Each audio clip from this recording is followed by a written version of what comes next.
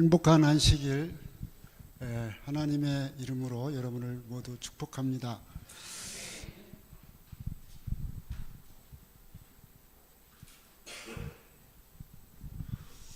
먼저 하나님의 말씀 보겠습니다. 오늘 말씀의 제목은 나눔의 축복, 나눔의 사명입니다.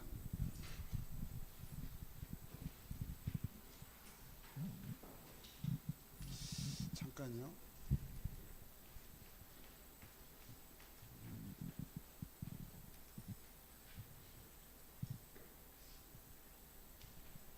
됐습니다.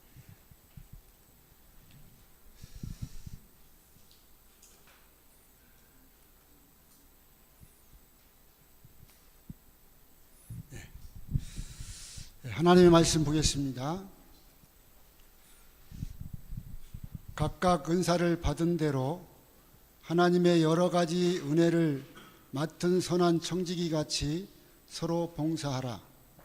만일 누가 말하려면 하나님의 말씀을 하는 것 같이 하고, 누가 봉사하려면 하나님이 공급하시는 힘으로 하는 것 같이 하라. 이는 범사에 예수 그리스도로 말미암아 하나님의 영광을 받으시게 하려 함이니, 그에게 영광과 권능이 세세에 무궁하도록 있느니라. 아멘. 정말 더운 날씨인데 성도모들 다 안녕하셨죠? 많은 분들이 또 휴가나 또 이 감기로 빠진 분들이 있지만 하나님께서 우리를 지켜주심에 감사드립니다. 저는 오늘 말씀의 제목을 나눔의 축복, 나눔의 사명이라고 정했습니다. 우리가 누구나 다 이 은사들이 있습니다. 하나님께로 받은 각각의 은사들이 있고, 그 은사를 나누는 것에 대해서 우리가 많이 듣고 또 알고 있는 바지만, 우리의 삶 속에서 여기에 보면 우리가 나누는 것에 대한 두 가지가 있다고 저는 보게 됩니다. 첫째는 우리가 이 물질적인 나눔을 이야기하고 있고요, 또 하나는 영적인 나눔을 이야기합니다. 그런데 우리는 자주 이 물질적인 나눔을 이야기하는 경우가 많은데, 여기 만일 누가 말하려면 하나님의 말씀을 하는 것 같이 하고, 누가 봉사하려면 하나님이 공급하시는 힘으로 하는 것 같이 하라. 여기 그렇게 말씀을 했습니다. 근데 여기 이렇게 말했어요. 어떤 말씀이 있냐면, 어떤 그리스도인도 다른 이에게 돕는 손을 뻗지 못할 만큼 가난하지 않다. 대접하고자 하는 마음은 가장 작은 편이라도 값으로 매길 수 없을 만큼 가치 있게 만든다. 우리가 가진 것으로 다른 이들과 나누는 것은 그리스도인의 특권이자 책임이다. 사실 이 특권이나 책임을 이야기했는데, 여기에 말하는 것은 우리가 이 나누고 다른 사람들에게 뭔가를 우리가 나타내는 것은 하나님께서 주신 특권이다, 책임이다. 여기 그랬는데, 그것이 바로 축복이자 사명이라는 것입니다. 그런데 많은 사람들이 우리가 그걸 깨닫지 못하고 사는 경우가 너무나 많습니다. 여기 당신은 축복의 통로입니다. 여러분, 축복이 뭐죠? 축복은 다른 사람의 행복을 빌거나 복을 받은 사람을 뜻합니다. 또 한 가지는 하나님이 복을 내리고 그 축복을 받는 것을 의미합니다. 자, 한번 다 같이 한번 해보겠습니다. 여기 당신은 축복의 통로입니다인데, 여기 자기 이름을 넣어서 하는 것입니다. 자기 이름을 넣어서 축복의 통로입니다. 한번 크게 하겠습니다. 누가 제일 크게 하나 한번 보겠습니다. 시작. 김문호는 축복의 통로입니다. 아멘. 우리 모두가 하나님의 축복의 통로가 되시기를 간절히 바랍니다.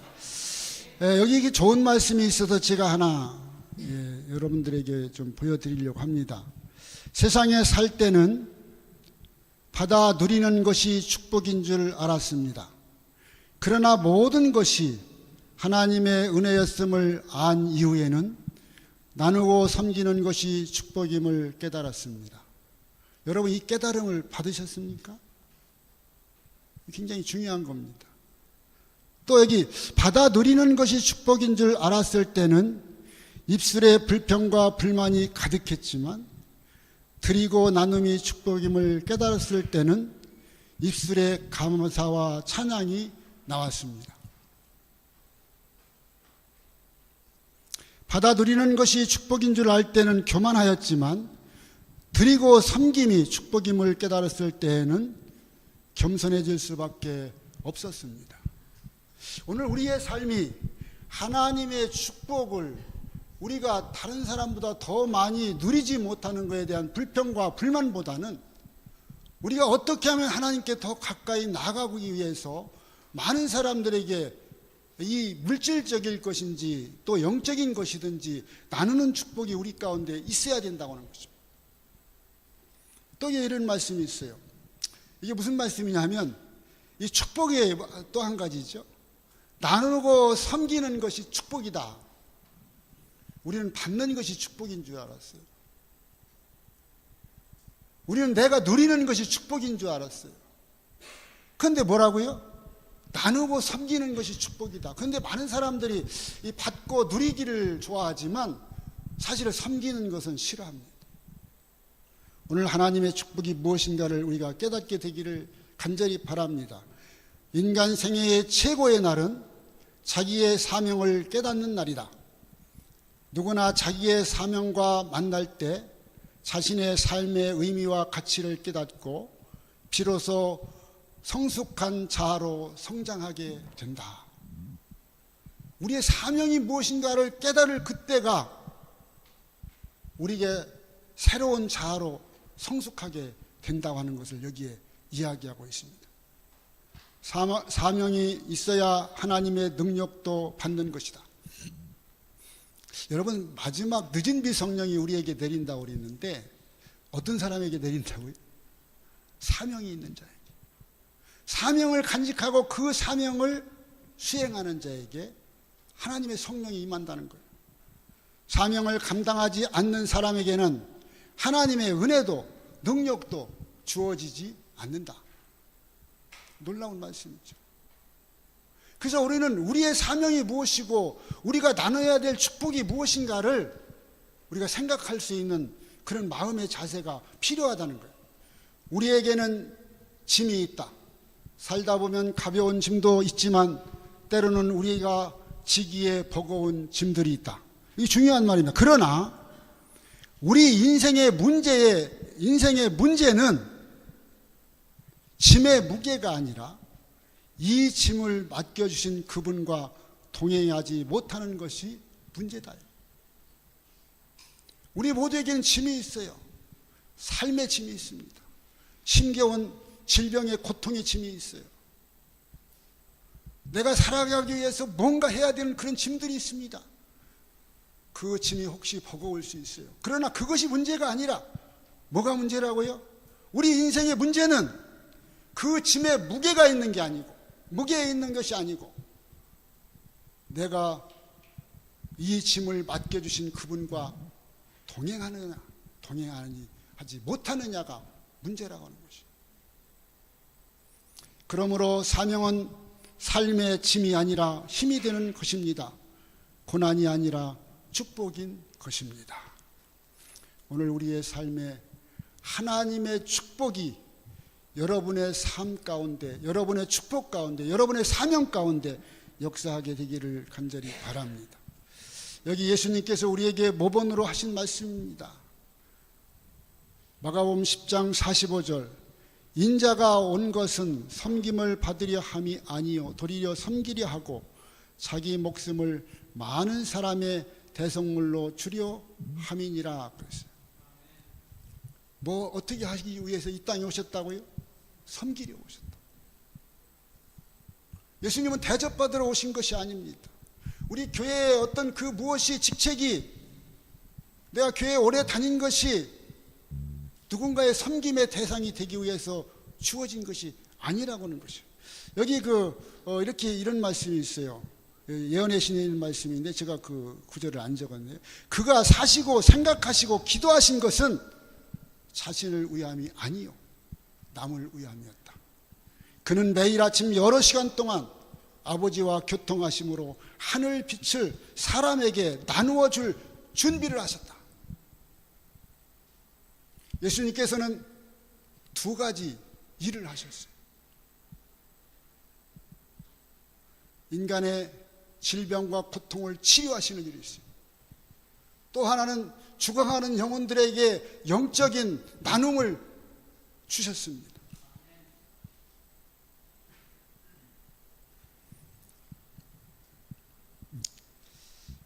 그래서 오늘 우리가 정말 나는 오늘 내가 하고 있는 일들이 하나님의 영광을 위한 일인가? 라고 하는 우리가 질문을 해봐야 된다는 것입니다.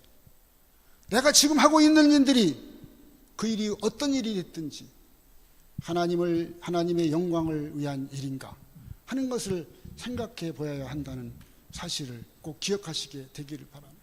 오늘 제목이 나눔 축복, 나눔 사명인데 이 나눔 사명은 예수님의 사랑으로 모든 사람들을 섬김으로 빛을 나누는 축복을 통해서 사명을 완수하는 것입니다. 여기 그 사랑과 섬김이 있죠. 그 다음에 빛을 나누는 그 사명이 있습니다.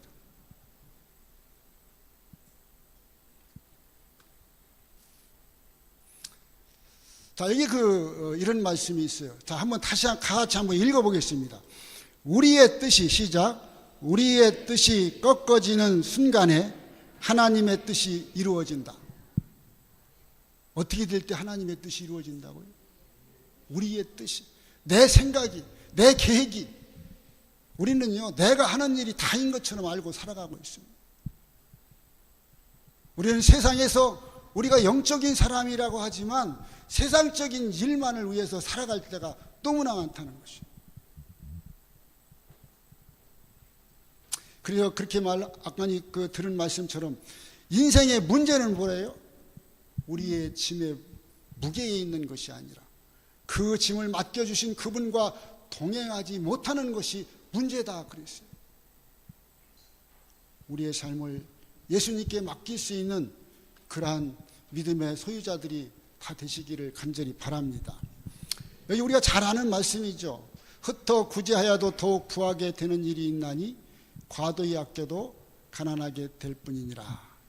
구제를 좋아하는 자는 풍족하여야 할 것이요 남을 윤택하게 하는 자는 자기도 윤택하게 하리라 그랬어요. 근데 우리는 어떻게 살아갑니까? 하나님께서는 이 주기를 기뻐하시고 동정하시기를 좋아하시고 사람에게 무언가를 나누기를 좋아하는데 우리 사람의 습성은 어떻게 해요? 내 것을 챙기려고 하는 습성이 있어요. 그렇죠? 나만을 위한 삶을 살아가고 있다는 거죠. 근데 여기 뭐라고 해요? 남을 윤택하게 하는 자는 자기도 윤택해지겠다. 여러분 남을 윤택하는 일을 한번 해보려고 생각해 보셨습니까? 남에게 무엇인가를 주기 위해서 뭔가를 준비해 봤습니까? 오늘 우리의 삶이 그렇게 돼야 된다는 것이죠. 근데 우리는 그렇게 하지는 않고 어떻게 하냐면 자 여기 보세요. 우리의 기도는 우리 자신만을 위해서 하는 이기적인 간구가 되어서는 안 된다. 뭐라고요? 우리의 기도는 우리 자신만을 위해서 하는 이기적인 기도가 되어서는 안 된다. 우리는 남에게 주기 위하여 구해야 한다. 그리스도의 생애의 원칙이 우리의 생애의 원칙이 되어야 한다. 뭐가 되어야 한다고요? 우리 생애의 원칙이 예수님의 생애의 원칙과 같아야 된다. 우리가 그런 삶을 살아야 된다는 거예요. 근데 우리는 하나님께 뭔가를 자꾸 많이 받으려고만 하는 것입니다. 못 받으면 우리는 뭔가 불평이 생기고 뭔가 짜증이 나고 우리 그런 삶을 살고 있지는 않는지 한번 돌아보시기 바랍니다. 여기 이어령 박사님께서 쓰신 그 짧은 이야기 긴 생각 중에 이런 이야기가 나옵니다. 이 강철왕 카네기가 어렸을 때의 일입니다. 그가 엄마와 함께 시장에 갔어요. 시장에 갔는데 그의 할아버지가 니아가에다가 이 체리 장사를 하고 있었어요. 그 니아가에 체리를 하나 싣고 체리 장사를 하는데 이제 이 카네기가 엄마와 함께 그 할아버지 그 니아가 앞에 섰는데 그 체리가 먹고 싶어요. 근데 그 가정이 어렵기 때문에 그렇게 이렇게 마음대로 할 수가 없어서 이 카네기가 그 체리가 먹고 싶어서 침을 삼키면서 그것을 이렇게 바라보고 있으니까 할아버지가 그렇게 얘기했어요. 야, 그 한 움큼 집어 가거라. 그렇게 얘기했어요. 그런데 얘가 그냥 머뭇머뭇하고 안 집는 거예요. 그러니까 할아버지가 한 움큼 집어서 그 손자에게 줬습니다. 그래서 그 좋아라고 받아가지고 막 하다가 엄마가 물어봤어요.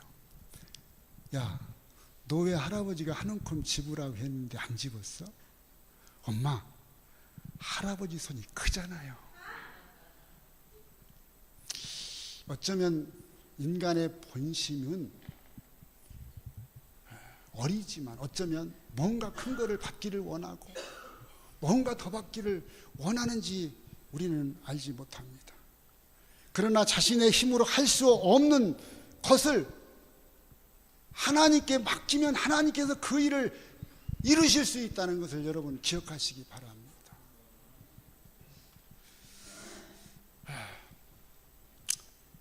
제가 이 나눔 축복, 나눔 사명에 대해서 이야기하지만 이 사랑하고 섬긴다는 거, 여러분 이 사랑하고 섬긴다는 게 말은 사실 쉬운데 굉장히 어려운 겁니다.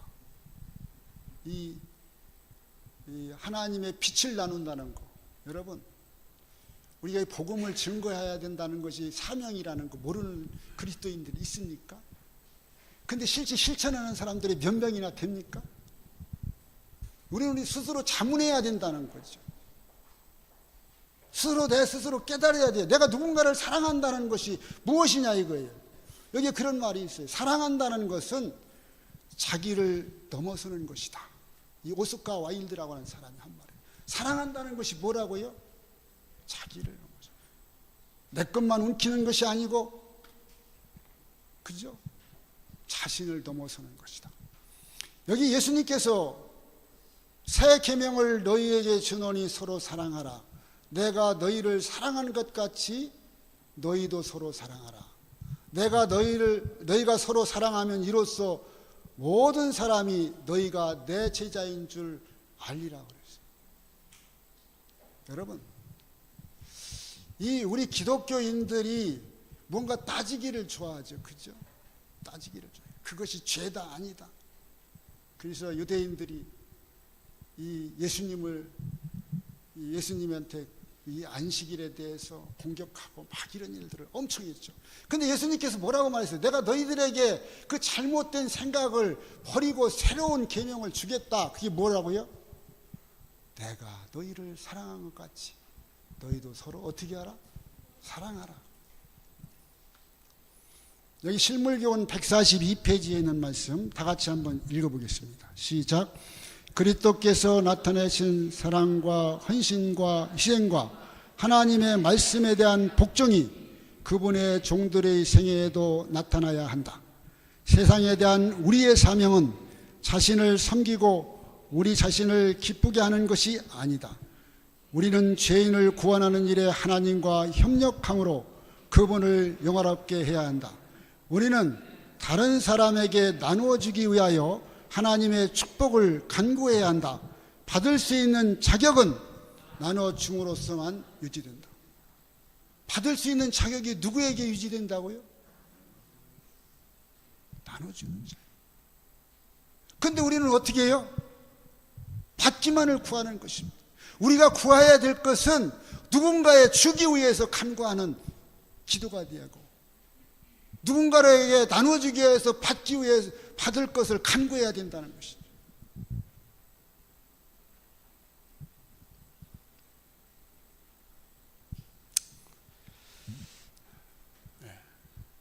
좀 빨리 지나가겠습니다. 시간이 많이. 이분이 누굽니까? 혹시 아시죠? 다 아실 겁니다. 이분은 이제 김수환 추기경입니다. 세상에서 가장 먼 거리. 저는 제가 태어나서 가장 멀리 간 기억이 아프리카인데 저희 집에서 출발해서 34시간을 갔습니다. 제가 아프리카 그 오지에 가는데 34시간을 갔어요. 가장 먼 거리 가도. 혹시 저보다 더 먼 거리 가보신 분? 어디 가셨어요? 와, 몇 시간 가셨어요? 와, 며칠 가셨어요? 거기보다 더 먼 거리가 있습니다. 제가 그걸 좀 오늘 가르쳐 드리려고. 여기 잘 보세요. 여기 쳐다보세요. 이 태평양보다 더 먼 데가 어디냐? 머리에서 가슴까지라고. 이 김수환 추기경이 쓴 글에 이런 얘기가 나옵니다. 머리와 입으로 하는 사랑에는 향기가 없다. 진정한 사랑은 이해와 관용, 포용, 동화, 자기 낮춤이 선행된다. 뭐로 하는 사랑은 뭐가 없다고요? 머리로 하는 사랑은 향기가 없다. 또 여기 그렇게 말했어요. 무슨 말을 했냐면 머리로 생각하는 사랑보다 가슴으로 느끼는 사랑이 더욱 어렵고 귀중한 것이지만 그보다 더한 것이 또 하나 있다는 거예요. 그게 뭐예요? 발로 실천하는 것이다. 좋은 말씀 있으면 적으세요. 적는 게 굉장히 중요합니다. 저는 모든 분들이 설교할 때 제가 적어야 될 거 있으면 꼭 적습니다. 또 이런 말씀이었어요. 이분이 하신 말씀인데 무슨 일이 있어도 이웃과 등지지 마라. 이웃은 나의 모습을 비추는 큰 거울과 같다. 여러분, 이웃이라 해서 멀리 있는 게 아닙니다. 우리가 옆에서 쳐다보는 사람이에요. 내가 그 사람을 정말 사랑으로 바라다 볼 때 그 사람이 무엇을 느낄 수 있다고요? 내가 그 사람에 대해 관심을 가지고 있는 것을 느낄 수 있다는 거예요. 우리가 그런 사랑을 갖지 않고 어떻게 이 복음을 전할 수 있느냐 이겁니다.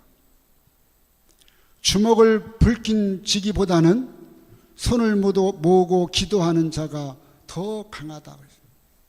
주먹 잘 쓰고 힘센 사람이 강한 게 아니고 두 손을 모으고 기도하는 사람이 더 강하다. 여기 안 나온 얘기죠. 또 그런 얘기를 하더라고요. 당신이 태어났을 때에는 당신만이 울었다. 당신의 주위의 모든 사람들이 미소를 지었다. 내가 태어났을 때, 그죠?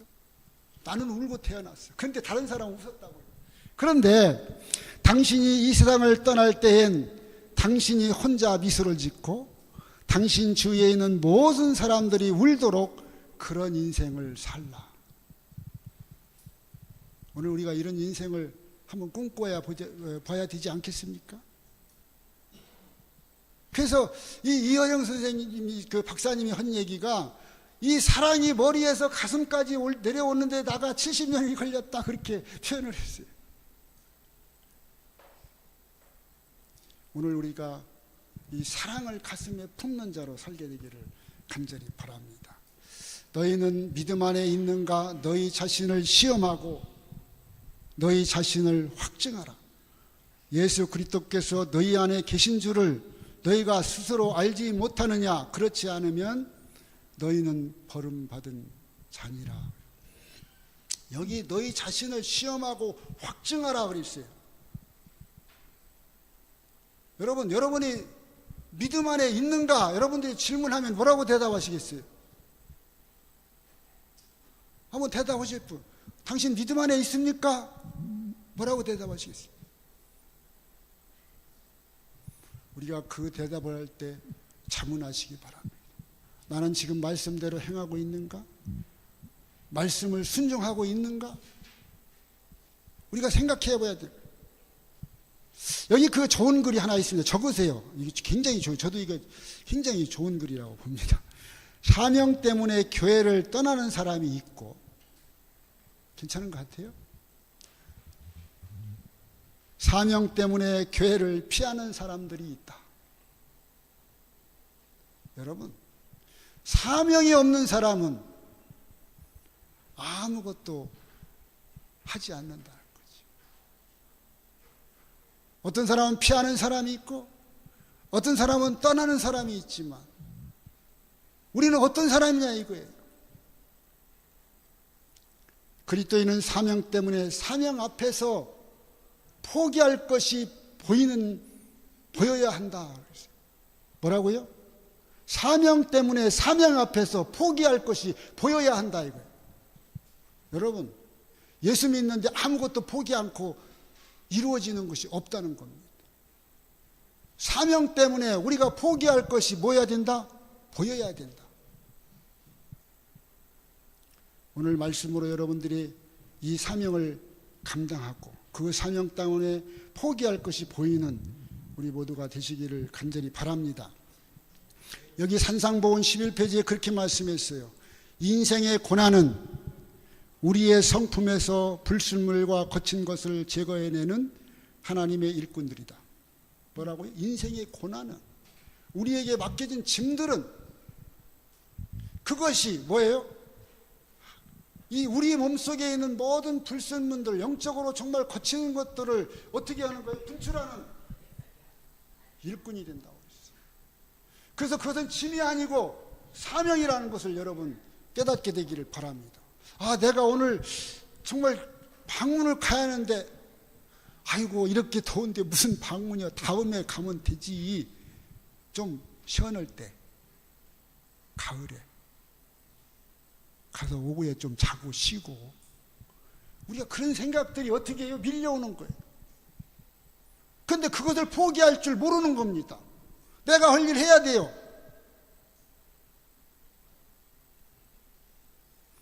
이들에 의해 채석되고 꺾이우고 끌로 새겨지고 갈리고 다듬어지는 것은 고통스러운 과정이 아니다. 그리스도인은 사명 때문에 사명 앞에서 뭐 해야 된다? 포기할 것이 보여야 한다. 여러분, 신앙하는 것은요, 포기하는 겁니다. 나가서 하나님의 축복을 경험하고 누리기를 원하는 사람은 사명 앞에서 포기할 것이 보이는 사람이어야 한다는 것이죠. 우리가 그런 삶을 우리가 하나님께서 원하시고 우리가 또 해야 되는 사명이라는 사실을 기억해야 됩니다. 여기 그 프랑스의 생물학자 이 뷔퐁이라는 사람이 이런 말을 했어요. 배워서 지식을 얻는다는 것은 그다지 어려운 일이 아니다. 그러나 배운 것을 실천에 옮기기란 여간해선 쉽지 않은 일이다. 일이 아니다. 그러므로 무인의 또 다른 이름은 곧 무엇이다? 실천이다. 여러분, 우리가 이 아는 거, 안다고 하는 거는요, 어떻게 보면 별거 아니고 소용없는 일이라는 거. 우리가 실천해야 된다는 것이죠. 그래서 여기 누가 그런 말을 했는데, 그 오스왈드 챔버스라고 하는 사람이 그런 말을 했어요. 무슨 말을 했냐면, 나는 화살을 쏘는 사람이 아니라 화살 촉이 되어야 한다. 근데 우리는 쏠라고 그러죠. 그죠? 내가 누군가를 쏠라고. 근데 나는 뭐예요? 하나님이 쏘시는 화살이 촉이 되어야 된다. 나는 화살을 쏘는 사람이 아니라 하나님이 쏘실 때 박히는 사람이 되어야 한다. 그런데 나는 언제나 내가 화살을 쏘는 자가 되려고만 한다는 것이다. 놀라운 얘기 아닙니까? 뭔가 바뀌어야 된다는 거죠. 우리의 삶이 예수님의 생애와 삶으로 바뀌어야 된다는 것이죠.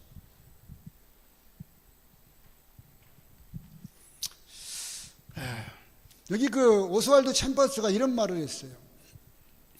우리의 뜻이 꺾어지는 순간에 하나님의 뜻이 이루어진다. 여러분, 그 다음에 하나님의 뜻과 우리의 생각이 일치하지 않을 때 뭐가 찾아온다? 역경이 찾아온다. 여러분, 근데 이 역경을 못 느끼는 사람이 많죠. 하나님의 뜻이 찾아와도 역경을 못 느끼는 사람이 많다는 거예요. 그렇기 때문에 그냥 사는 거예요. 하나님께서 우리의 구하는 것이 거절될 때 더 좋은 것을 준비하고 계신다. 여러분, 우리가 내가 내 것을 구할 때 그것은 잘 이루어지지 않을 수 있습니다. 하나님께서 더 좋은 것을 준비하시고 그걸 주기를 좋아하시는데 그게 뭐라고요? 하나님의 뜻을 이루는 것이라. 그리스도인은 올라가는 것이 아니야 하루하루 하늘을 향해서 떨어지는 것이다 그랬어요. 하늘을 향해서 어떻게 하는 거라고요? 떨어지는 거라.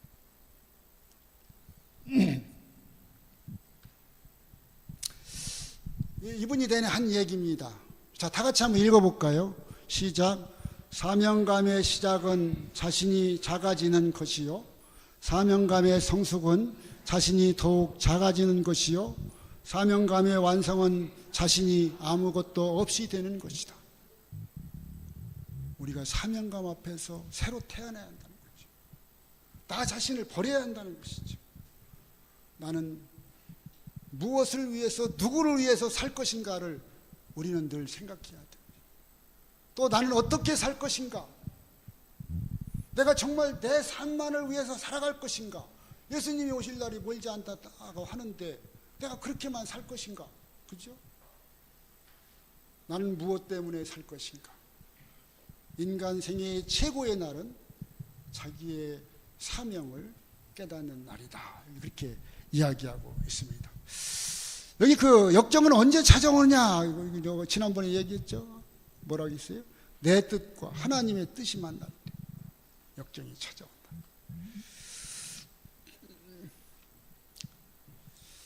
자, 여기 역정은 다 같이 한번 읽겠습니다. 시작.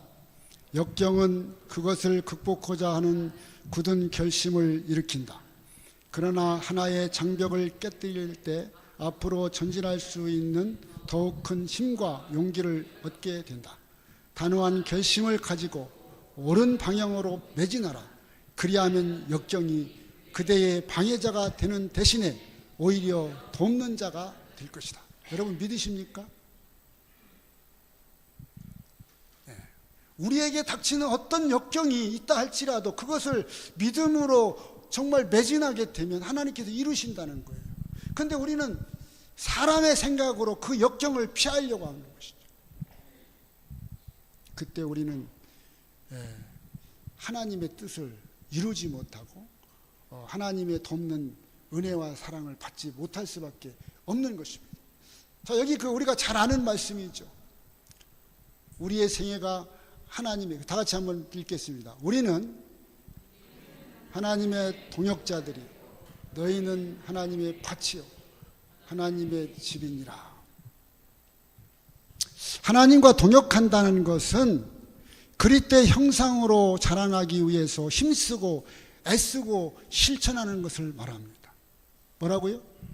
하나님과 동역한다는 것은 그리스도의 형상으로 자라나기 위해서 애쓰고 힘쓰고 실천하는 것을 말한다고 했어요.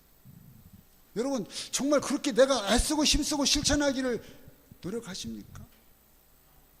애써 보셨어요? 또 여기 밭이요 그랬는데 주께서는 그리스도인의 품성의 은혜들을 드러내시지 않는 성장은 그 어떤 것도 기뻐하시지 않으신다고 했어요. 이 밭에서 식물이 자라야 되는데 하나님의 품성의 은혜 안에서 그 품성이 드러나는 그런 품성을 나타내지 않는 성장을 바라지 않는다는 거예요.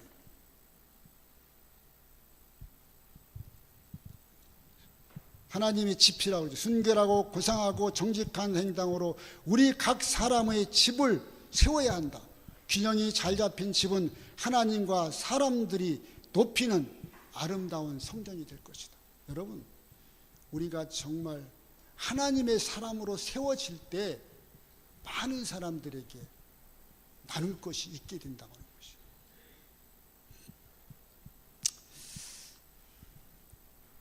자, 다 같이 한번 읽겠습니다. 시작.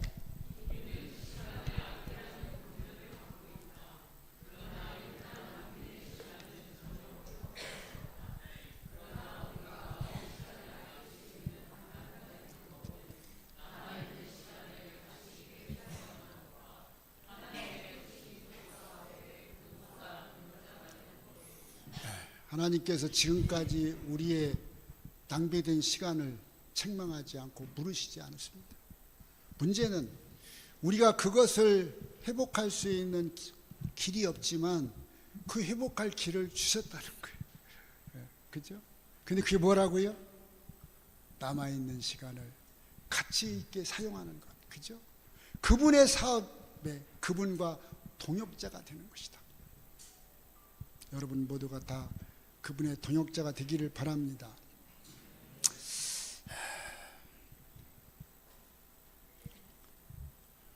자, 또 넘어가고요.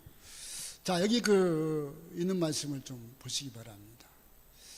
외적으로 어떻게 보이든지 간에 자신을 중심으로 사는 모든 생애는 무슨 생애이다? 낭비하는 생애이다. 여러분, 한 주간을 우리가 뒤돌아보시기 바랍니다. 내가 정말 나 살기 위해서 살아가는 그런 삶이었는가? 내가 주님을 위해서 살아가는 삶입니다.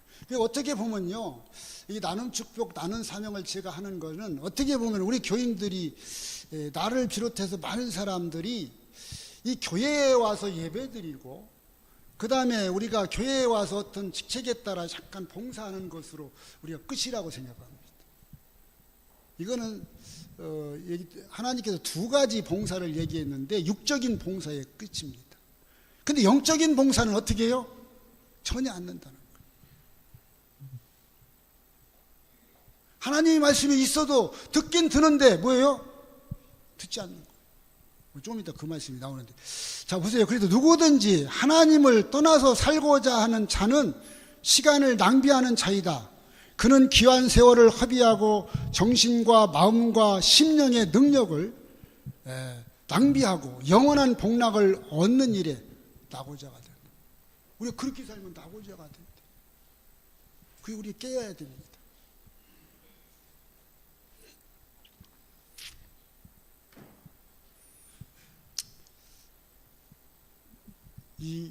우리가 그런 삶을 살기 위해서는 우리의 생각과 말과 행동을 자꾸 바꿔야 됩니다. 바꿔 나가야 돼요. 근데 여기 동역자는 기도하라, 협력하라, 행동하라 그랬는데, 우리가 이게 저기에 나온 말씀인데 하나 제가 보여드리고 말씀입니다. 여기 영국 속담에 이런 말이 있어요. 혀만큼, 비방은 혀만큼 중상을 입히는 칼이 없다. 뭐가요? 비방하는 거. 여기 은혜와 사랑으로, 섬김으로, 나눔으로 채워지지 아니하면 서로 비방하게 된다는 거예요. 동역자의 삶을 회피하는 사람은 비방하고 헐뜯게 된다는 거예요. 하나님의 동역자는 뭐 하는 사람이에요? 무슨 일이든지 하나님과 함께 하려고 노력하는 사람이에요. 여기 아프리카에서 어느 날 동물들이 한자리에 이렇게 모였어요. 모여가지고 자신들이 사는 이야기를 했는데, 그 이야기를 하다 보니까 그 방향이 뱀에게로 향하고 있었습니다.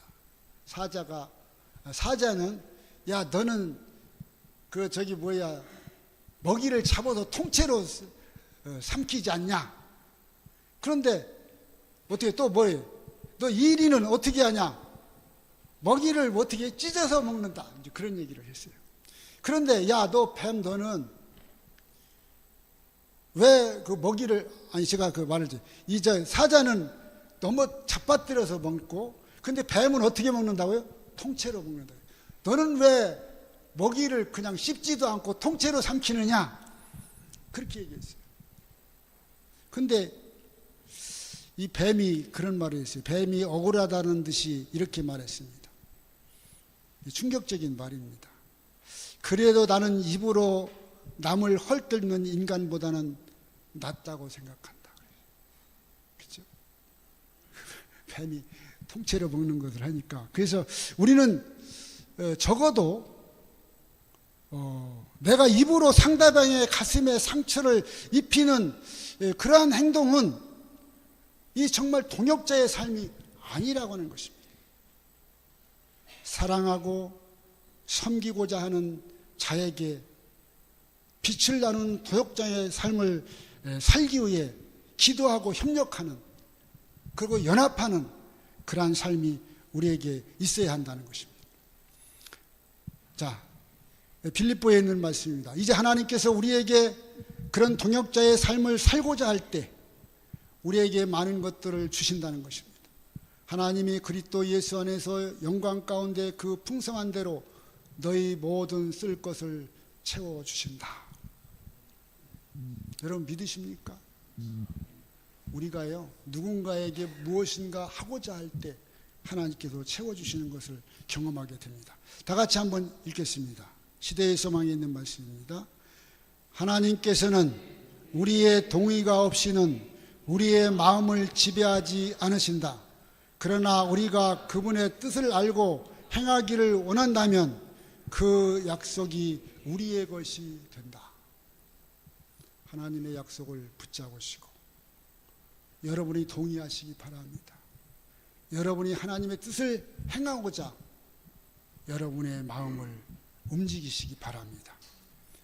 자, 이게 누가 한번 우리 전사님 대표를 한번 읽어주시죠. 이 귀한 말씀입니다. 그대의 마음에 하나님께 대한 영광스러운 생각으로 가득 채우라. 그대의 생애를 보이지 않는 뜻으로 예수의 생애와 연결시키라. 아멘. 그대의 마음을 하나님께 대한 영광스러운 생각으로 가득 채우라. 우리가 세상적인 생각에 우리의 생각이 차면 우리는 하나님을 잃어버리는 거예요. 자꾸 잃어버리고. 그렇죠? 여기 토마스 제퍼슨이 한 이야기입니다.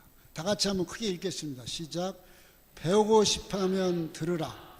발전하고 싶다면 시도하라. 우리 어떻게 보면 굉장히 쉬운 얘기죠.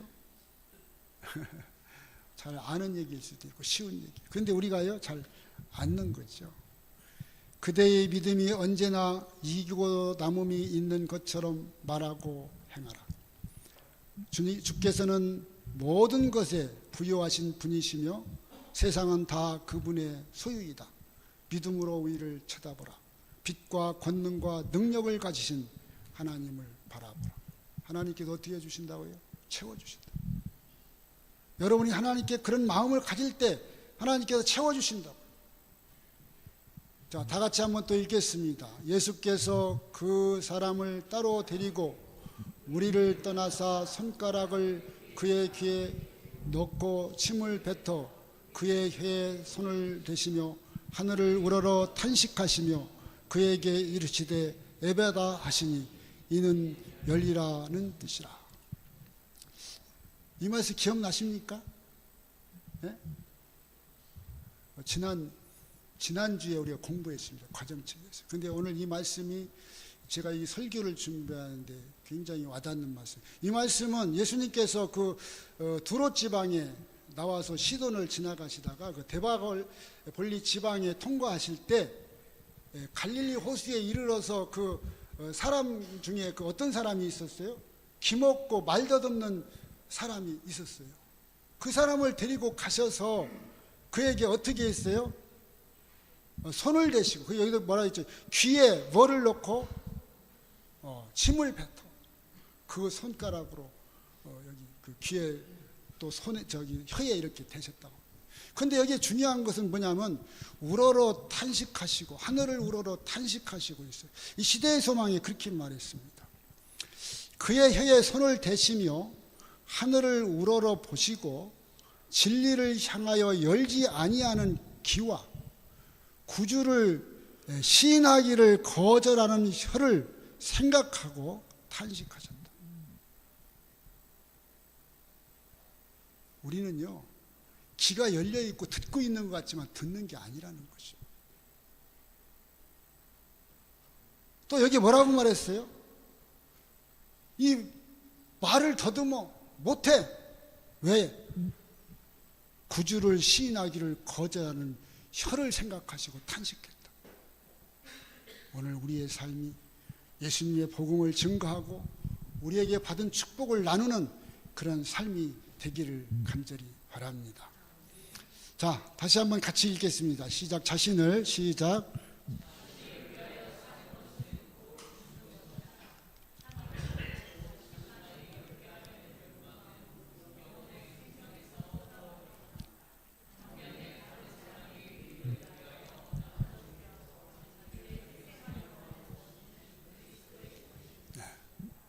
우리의 정신이, 우리의 생각이, 우리의 행함이 그리스도의 사랑과 은혜와 나눔의 사명을 감당하는 그런 삶이 되기를 간절히 바랍니다. 이제 말씀을 마치면서 이제 이 말씀을 보겠습니다. 하나님이 능히 모든 은혜를 너희에게 넘치게 하시나니 이는 너희로 모든 일에 항상 모든 것이 넉넉하여 모든 착한 일을 넘치게 하게 하려 하시니라.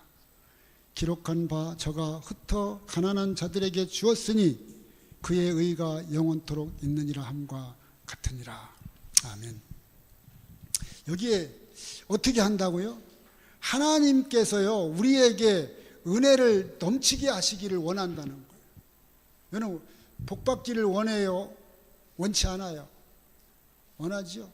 하나님의 은혜가 우리에게 넘치기를 원해요? 원치 않아요? 원하죠. 근데 여기 뭐라고 말씀했어요? 이는 너희로 모든 일에 항상 모든 것이 넉넉하여 모든 착한 일을 넘치게 하게 하려 했다. 여러분 착한 일을 넘치게 하라고 그랬어요.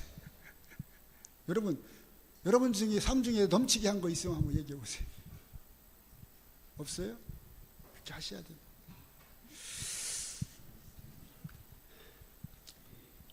자, 이제 이 말씀 이제 보고 마치겠습니다. 같이 한번 읽겠습니다. 시작. 우리가 우리 자신을 그리스도께 바칠 때 우리의 마음은 그리스도의 마음과 연합되고 우리의 뜻은 그분의 뜻에 합병되고 우리의 정신은 그분의 정신과 하나가 되고 우리의 생각은 그분 앞에 사로잡히게 되어 우리는 그분의 생애를 살게 된다. 아멘. 아멘 아닙니까? 어떻게 할 때? 우리 자신을 그리스도께 어떻게 할 때? 바칠 때. 사랑하시는 성도 여러분, 오늘 우리가 그런 삶을 통해서 하나님 영광 드러내게 되시기를 바랍니다. 사람의 의지와 하나님의 뜻이 협력할 때 그것은 전능한 것이 된다. 여러분 연약한 부족한 그런 사람이 아닙니다. 여러분이 하나님의 뜻에 우리 자신의 의지를 연합시키면 그것이 뭐가 된다? 전능한 것이 된다. 능력을 발휘할 수 있는 큰 힘이 된다고 하는 사실을 깨닫고 오늘 우리가 나눔의 축복과 나눔의 사명을 감당하는 하나님의 진정한 복된 백성들이 다 되시기를 간절히 바라면서 말씀을 드립니다.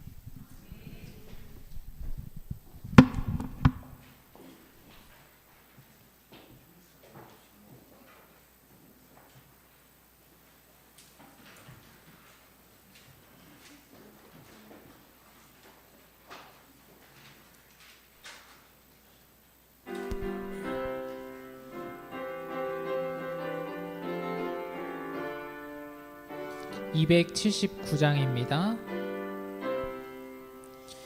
세상 모든 죄악에 빠져 죽을 수밖에 없는 이 죄인 주님 나를 사랑하시어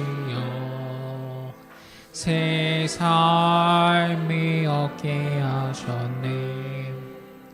주님께 사랑 너무 커 나 다른 이에게 작은 사랑 나누었으나 주님 내게 더 큰 사랑 베풀어 주셨네. 주의 사랑에 나누는 우리는 한 형제 주의 사랑을 전하는 우리는 한 형제 세상 모든 사람들에게 사랑을 나누게 하소서. 오늘 주의 은혜와 사랑을 깨닫고 듣게 하신 하나님의 놀라운 축복에 감사드립니다. 우리가 들은 말씀을 잊지 아니하고 우리의 삶 속에서 실천되고 행하여지는 복된 기별이 되게 해 주시옵소서. 그래야 하나님께서 주시는 큰 복을 감당하여 누리는 주님의 복된 백성들 되게 해 주시옵소서. 그래야 많은 죽어가는 영혼들이 구원함에 이르는 귀한 역사가 이 교회에 이루어지게 하여 주시옵소서. 예수님의 귀하신 이름으로 간절히 기도합니다. 아멘.